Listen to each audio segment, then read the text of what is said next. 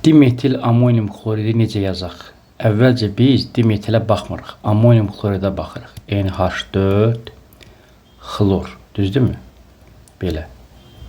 Və dimetil dediyinə görə biz bura 2 dənə metil gətiririk. Onda buradan 2 dənə hidrogeni silirik. Bu oldu dimetil amonium xlorid. İndi bu azota 2 dənə metil birləşib. Bir bu metil, bu metil, bu ikinci metil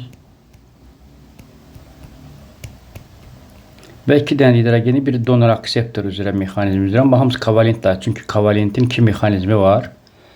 Donor akseptor və mübadilə mexanizmi. Bu da iyondur. Və kovalent adı. Bir rabitəni 2 elektron yaradır. 1, 2, 3, 4, 5, 6, 7, 8.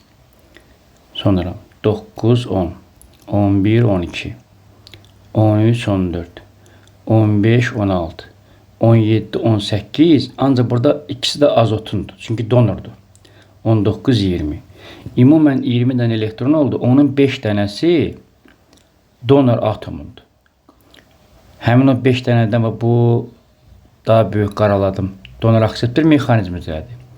Qalan 3 dənə mübadilə mexanizmi üzrə. Yəni 5 20-nin 25%-ni təşkil edir.